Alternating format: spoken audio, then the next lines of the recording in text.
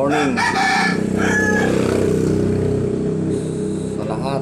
Good morning at Happy Father's Day. Hapon, Linggo, Lunes ngayon. Tama ba?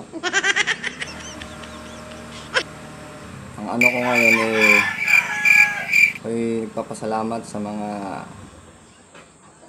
taga-Sariayang napunta dito sa amin sa Calamba warehouse.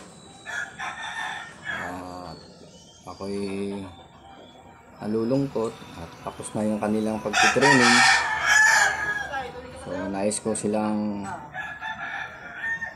salamatan din kahit sa konting panahon na sila ay namalagi dito sa amin sa team issuing ng Calamba warehouse. Hindi ko na i-mention yung mga i-mention yung company, no, for the privacy.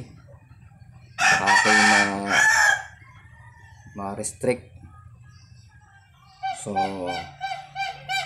muli sa lahat ng nag-training na mga taga-Sariaya, maraming salamat sa inyo. At least umuwi kayo ng Sariaya, may natutunan din naman kayo sa amin kahit paano. Malaking bagay ho kasi yung ganun, yung sinishare mo yung kaalaman mo sa iba. Kaya nga, share your knowledge, share your blessing, parang ganun. Hindi totoo yan. So, bola lang yan. Especially yung kay si Ace, no? Hindi ko na babanggitin yung pangalan niya. Ay, yun talaga ano ko yung bata na yun Ace, sa susunod, galingan mo. Medyo lakasan mo pa yung paglalak mo sa loob ng truck. Alam ko, kayang-kaya mo. Hindi lang naman si Ace, lahat sila sa team issuing. At sana magkita-kita pa rin tayo sa susunod na journey. Ika nga, ay sa huling buklat ng libro. Diga. So maraming salamat sa inyo. And sana laban lang para sa pamilya, trabaho.